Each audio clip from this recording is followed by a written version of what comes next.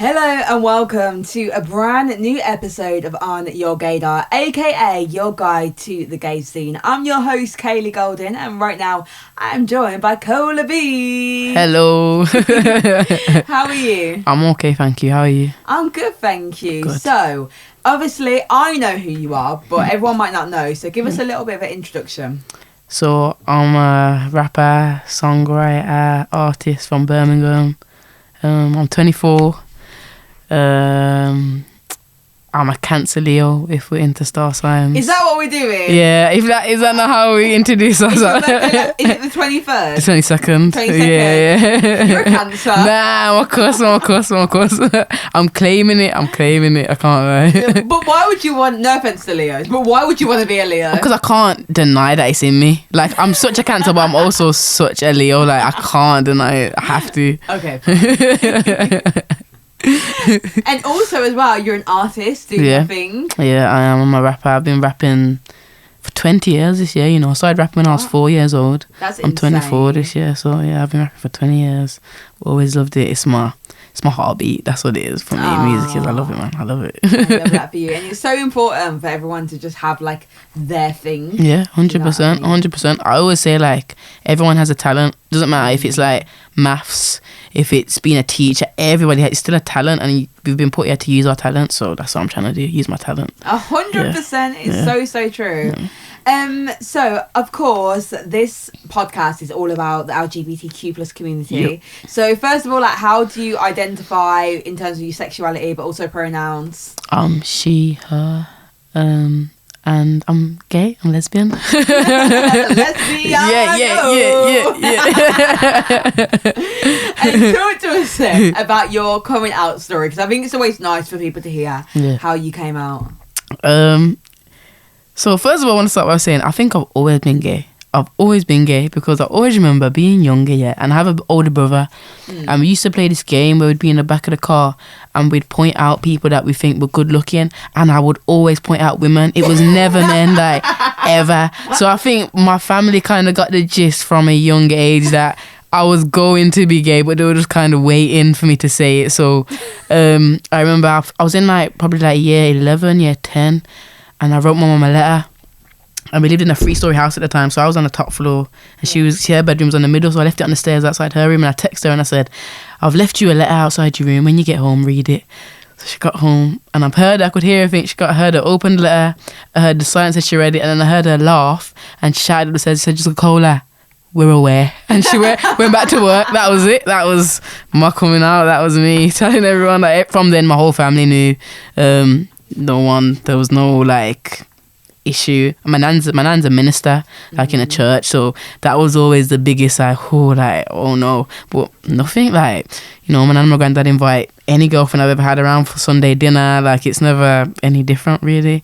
So nice. It was a nice coming out story. My friends, I denied it to them for the longest, even though they visually saw me with girls. So I don't know how that worked.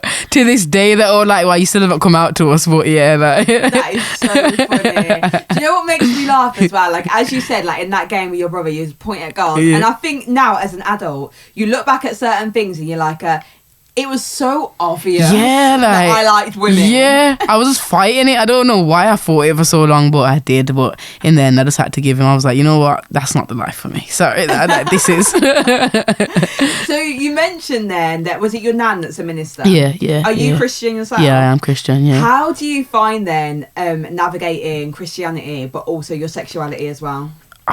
For me, I've never believed in what people say about God hating gay people. I've never took to that, because I've always been taught God loves us. He made us. So if he knew us before we was in our mother's womb, how would he not know that I'm going to be gay? He made me this way. So how can I believe people that say that? Because for me, I can't look at someone who's literally not following the Bible by judging people and listen to what they have to say. That doesn't make logical sense to me. I don't know.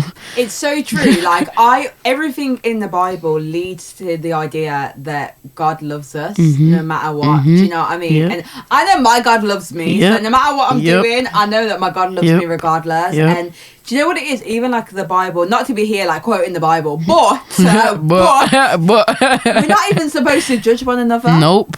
So why are you judging me? No, exactly. So why am I going to listen to someone who's judging? The Bible says don't judge. So before you tell me the Bible says something, listen. Like, that's what I can't. Calm it down and stop judging. Relax and read the Bible. 100%. So this episode is all about mental health and well-being. I just want to put out a disclaimer as well. We are not mental health experts. No. We're just talking on our own personal experiences. So you suffer with BPD, right? Yep.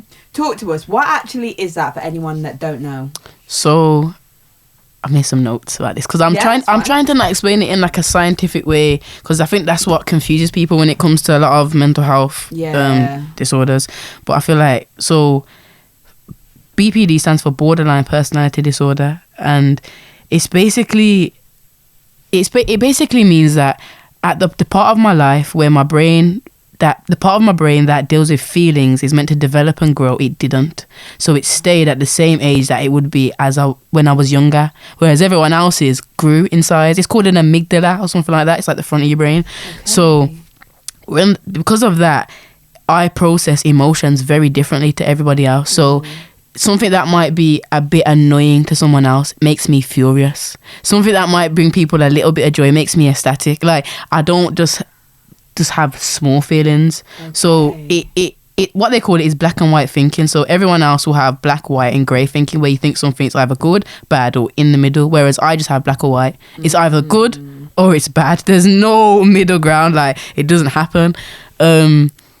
Obviously having that's not what it entails, that's just what it is. So having that, it causes loads of different things off it. Like, like there are days where I'm very impulsive. My eating habits are up and down because every day my emotions are different. I used to always explain it as my sadness makes me feel like I'm full, like my belly's full and I can't eat. It's not that I'm avoiding eating. I'm just not hungry. Like, or when I'm really happy, my friends will tell you I'm bouncing off the walls. I'm in the middle of the club. And then the next day it can be all the way back down to it's very up and down. I think something that people compare it to is bipolar, but bipolar is more like, let's say you'd have those emotions over a week, whereas BPD is like the day. Okay. So it's that quick. Like, it's throughout the day I'll go through so many different emotions. It's not just like one and then the next day I'm sad, and it'll be, I could wake up happy, afternoon I'm depressed, evening I'm happy. Like, it's all over the place. But yeah, it is. It's a interesting but difficult disorder to deal with. Very interesting. Yeah. And thank you for sharing that first of all. And when did you find out that you had BPD? So I got diagnosed last summer. I always say for myself, I kind of knew I had something because I've always said I don't think how other people think, and people used to always think, that one person that's always like, I'm different, I'm not like anybody. I wasn't trying to be that. Like, I was genuinely being like, guys, I don't think like that, can somebody help me, like, please, but like, everyone's like, I was confused. But even in my music, when I listen to old music that I wrote before I was diagnosed, I'm literally saying it in my lyrics, like, like, I don't think like these people, I'm confused. But I got diagnosed. They asked me like questions about my childhood and about, like, I remember one of the questions that they asked me, I always felt, it was like a psychiatrist, and he's asking me questions, and he said, if you're upset and you go into work, what do you do? And I said, well, I take a deep breath before I go in, and I smile and I make people laugh and I go about my day. And he's like, no, he said, that's people pleasing. Like, that's not what you're meant to do. You're meant to act as how you feel, not how other people want you to feel. Because then when are you feeling your own emotions? I was like, okay, like, you got me there. Okay. Damn, like. Okay. But I hear what he's saying, but also though, it's hard because there's certain places, like realistically, if you went into work and you started crying and you said, I'm not okay today, they'd be like, oh, well, that's nice. Well, you better clock in now. So it's hard because I think, like, I find this anyway with like therapy and different forms of self-help, that people say not to people please, but we just live in a society that you kind of have to. Yeah, because if you're not people pleasing, you're not putting yourself in the position that you really want to be in, because everyone's going to see you as miserable and all these things. But it's like, what if I'm just miserable one day? I just want to be miserable for one day and go to work. Is that not okay? But yeah, that's life, ain't it? As you get older, you realise that. It's just about finding balance. Yeah, 100%. 100%. With that as well, like, how does it work? Because I am completely new to BPD. Yeah. Like, I want to learn as much as you're willing to tell me. Yeah, of course. How does it work then in terms of help and support?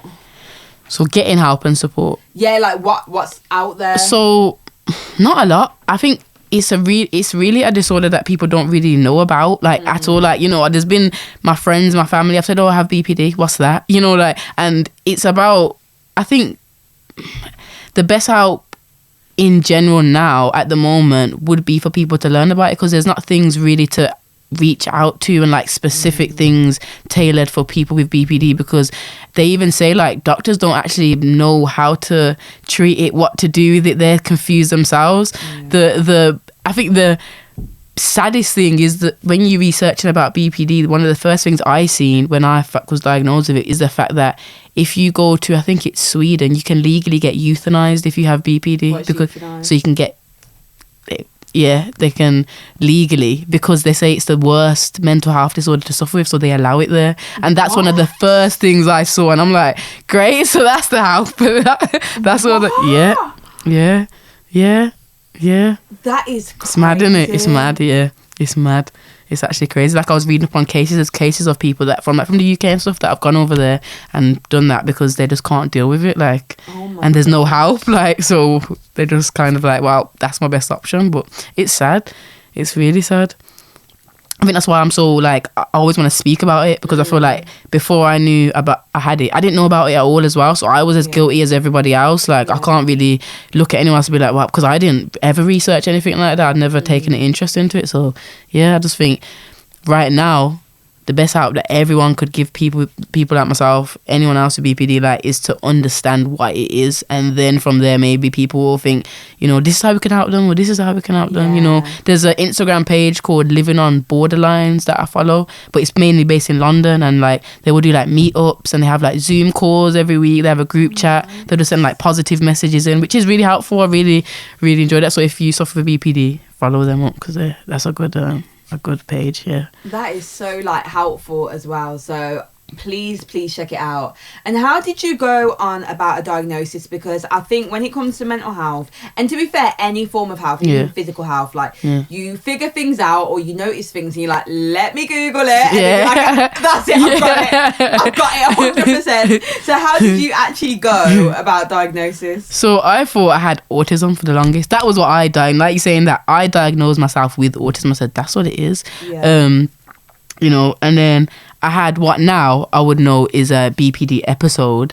I ended up in the hospital because I felt like I was losing my mind, and that's when I got diagnosed with BPD. But it is interesting because, like I said, I self-diagnosed myself with autism, but BPD is untreated autism. It's what autism can develop into. No. So at some point I did have autism, and then it just got to the point where it got too much and it developed into borderline personality disorder. Seriously? Yeah. And that's like scientifically proven. That's what it is. It starts off as autism. It's just untreated. When it's untreated like if you have it when you're young and it's untreated, as you get to your teenage years and your brain's meant to develop, it doesn't. So then it turns into borderline personality disorder. Yeah. Wow. Yeah, so even I would say if you self-diagnosing, you're probably not right, but if you know yourself and you're confident and feel like, no, like there is something that I need to go find out, definitely. Definitely. And do you know what I think it is as well? Like, obviously the NHS, big up the NHS as always, but there is always long waiting lists. But I always say it's better for you to be on the waiting list than for you not to be on it at all. Because people like, then what? Exactly. People like, oh, I'm not doing it because the waiting list is too long, blah, blah, blah. But then all now now. It's been 2 years. Yeah, yeah, exactly. No, I agree. Exactly. You could have had 10 therapy sessions. What's going on? I agree. No, I agree. So at least, you know, get in there and try and do something. I do agree. Sure. Do you feel then like that BPD has any effects on your dating life? Oh, 100%. I'm saying it with a smile. I shouldn't be smiling, but 100%. No, but it's okay to have a smile on your face when we're talking about serious topics. Yeah, but yeah, I'm just a smiley person. I can't help it. I actually can't help it. Yeah, it has. I feel like, so when I got diagnosed, I was in a relationship. I'd been in a relationship for about nearly a year at that point. And we both knew, okay, something's up, yeah. So when I got diagnosed, it was, for me, helpful. For her, maybe not so helpful. Because I feel like, at the time, it was more of a like, I feel like to have BPD and be in a relationship, you have to be with someone who understands mental health, and not just BPD, but mental health as a whole. Because I feel like, you know, anxiety, depression, all those things play into having a personality disorder as well. It's not just I have a personality disorder and some days you're gonna see it. It's literally my personality that you know what I mean. It's like you're gonna see it. So it's like you have to understand mental health and understand that things change, like people change and things change. And I feel like we were both at a point where it was like I was so focused on my BPD and trying to help myself with that I didn't really have the energy to put into a relationship when I didn't feel supported. I feel like that's more what it was, if that makes sense. Which I can't slander anyone for not supporting someone, because BPD is a lot to deal with. It's a lot, like, you know, it's not slander, but it's just that's how I felt in the time, definitely. Like,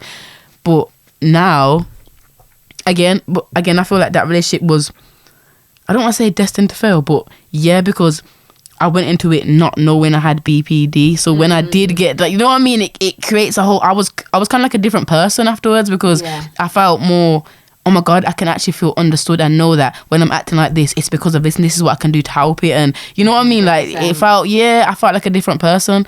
So then I feel like dating now, it's different because I'm more aware of things that trigger me. I'm aware of what I will put up with, what I won't put up with. I'm aware, and simply not for the fact that I'm picky for mental health. Like, you're not gonna come into my life and ruin my mental health. Like, sorry, I can't have it. Like, I can't. And I just feel like it's. I seen a quote the other day, and it was like, you need to pick your partner like your livelihood depends on it, because it does. And it's like, that's how I see it. Like, if you're someone who's gonna make me feel triggered every day, and now I don't want to go to work, now I don't want to make music, now I can't do it. Whereas before I was like, oh, maybe I'll give them a blind, maybe. But now it's like, no, I have to be strict. I have to. But I feel like that's what I mean. It's like it affects it in a good way and a bad way. Like, it's a bit of both, because like, when I'm down and I'm depressed or I'm having an episode, it's not everyone is going to be understanding or even just understand that. Do you know what I mean? Like, understand how I'm feeling in that moment. And no matter how much I explain, it doesn't change that no one is me, and no one's going to actually understand literally how I'm feeling in those moments. So I feel like right now I'm on the path of like, not giving people obliges, but giving people grace to understand. Because you can't work with something that you don't understand. You have to understand it first. I've had to understand it. Like, you know, it's taken me a year, and I'm not there yet. Do you know? Like, I'm still trying. So I can't really force anyone to be like, okay, you need to understand this today. It's always going to be a learning process, and I feel like that's what I'm going into dating life with now. Like, to not give excuse for people, but give them grace to understand more. So that's what it is. I think whether it's BPD, whether it's other mental health, whether it's physical health, whether it's anything, if you're in a relationship or you're dating someone, a big part of that is understanding their life. Do you know what I mean? 100%. You kind of have to do that.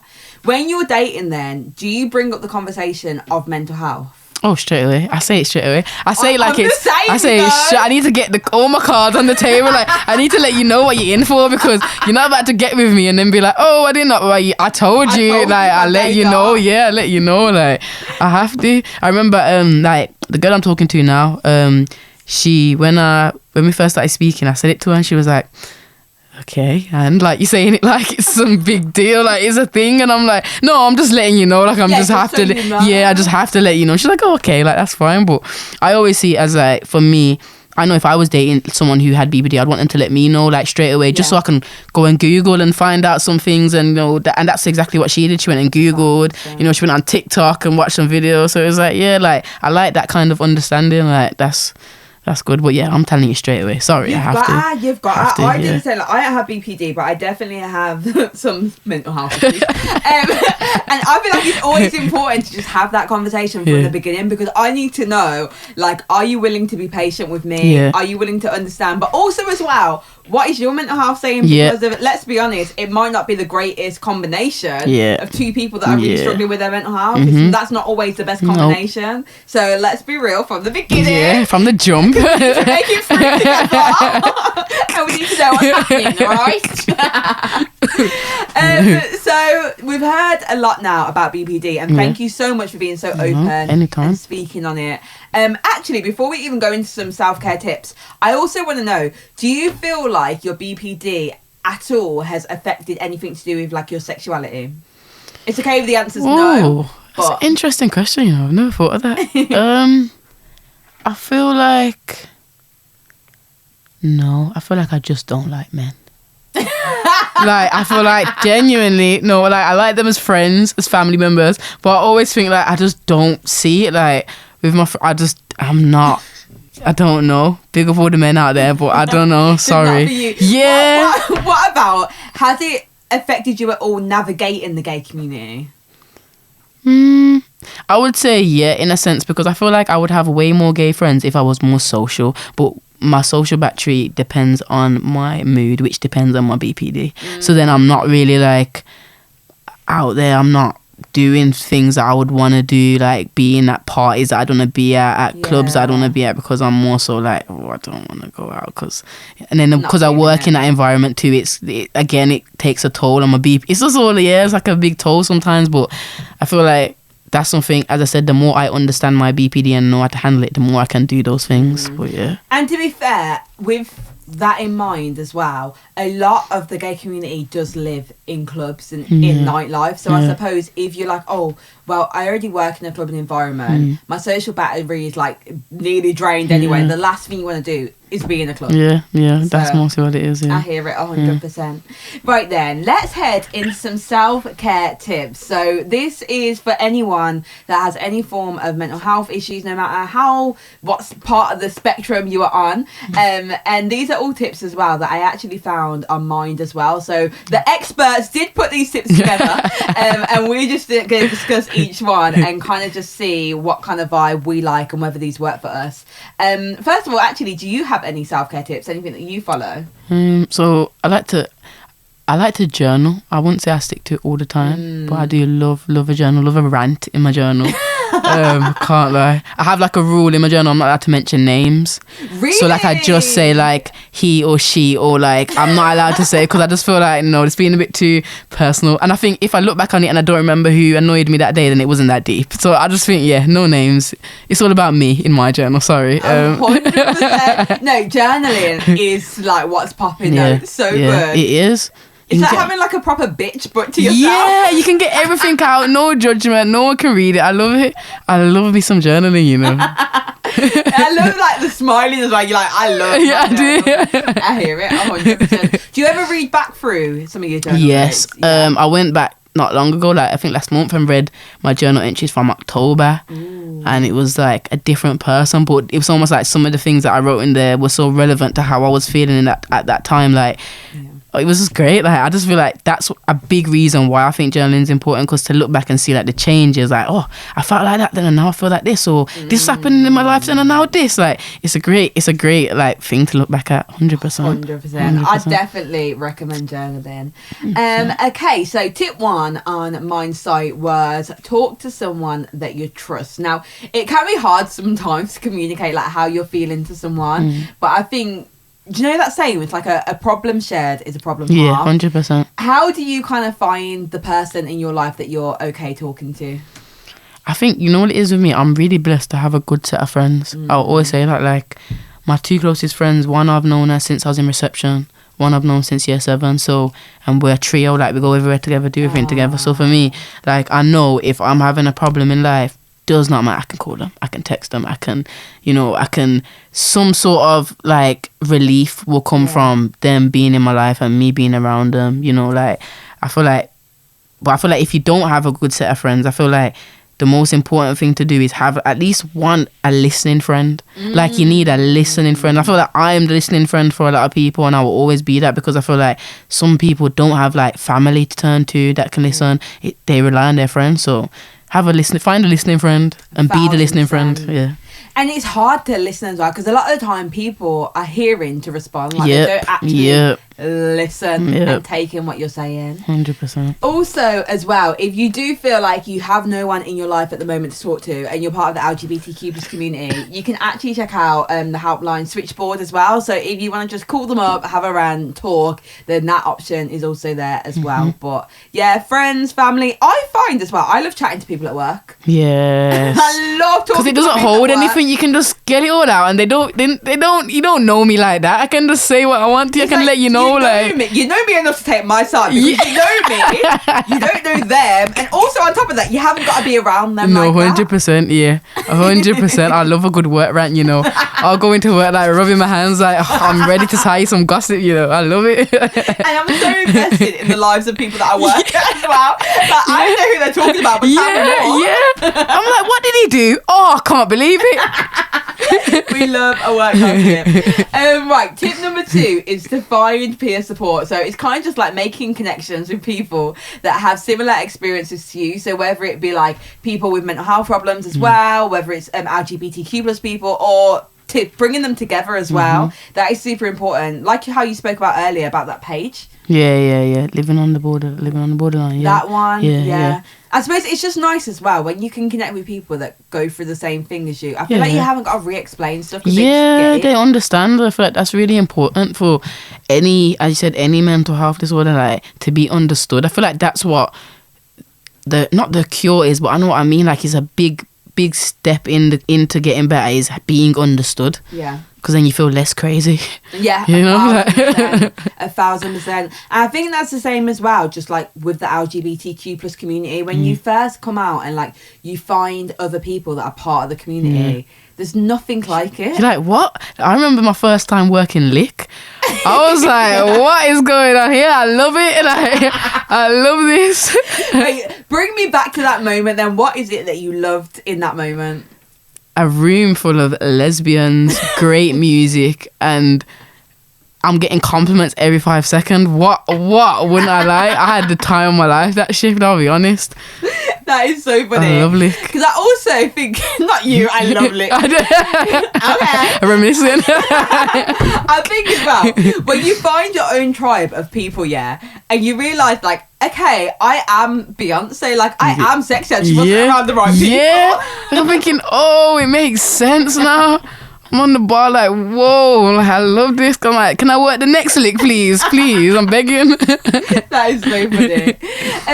Tip number 3 then is to celebrate being part of the LGBTQ plus community. We know it can be a negative experience for different people because even, to be fair, even if you come out and your family's fine or your friends are fine, I feel like it's just so installed within us that it is a negative thing. So even if everyone around you is fine, you can still be like, I don't know about this. I don't know about that. No, that's true. So it's really important to celebrate. How do you celebrate? I'm just very much myself. I feel like that's the biggest, like, for me, being my authentic self wherever I go, whether that's work, a church, or whoever I'm around, I'm me. Like, I'm not changing the way I dress. I'm not changing the way I act. I am me. I'm even gay. In church, though, even in church, I'm at church next to my nan with my cap on and my hoodie on and Tim's on, and like, I'll get up in church, spit some bars. Okay, right. So tip number 4 is engaging in hobbies. Now, before, when people would say that hobbies are self-help, what's your hobby? I'd be like, I don't have a hobby. You see me? I am a gym baddie now. I love the gym. It's so good, isn't it? Love the gym. Love the gym. Running, all of it. The running. It's like, I'm like, I don't care about anything anymore. I'm not even bothered.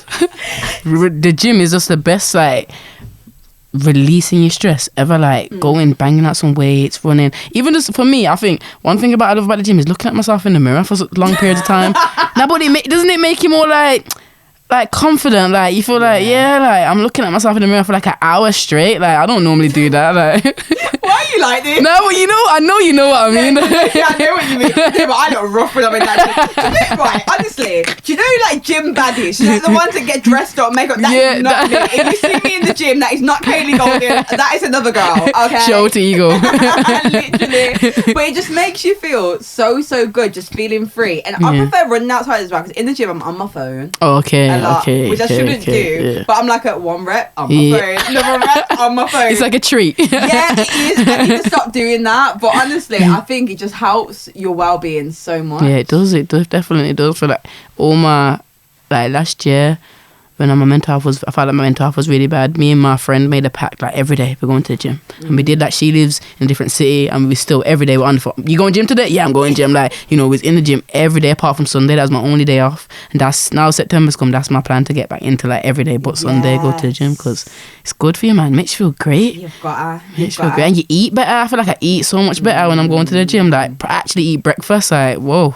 Yeah, shocking. To be fair though, as well, if you're trying to burn calories, if you go on a night out and you broke off your back for long enough, I take my apple white and I see the calories. You're like, damn, let me carry on. Yeah, I'm sorry, if I miss that on Saturday, I'm gonna make sure I'm shifting that club on to Saturday night. We don't play. We actually don't play. Okay, so the final tip then to help with your mental health and well-being, especially if you're part of the community, is to think about how you use social media. Now, I love Instagram, I love TikTok, but it can be toxic, you know. Do you do anything to kind of like, avoid being in that toxic headspace? I feel like for me, social media is toxic because I use it too much. I don't think anything else about it. But like people, like I'm not a person that watches views or likes or things like that.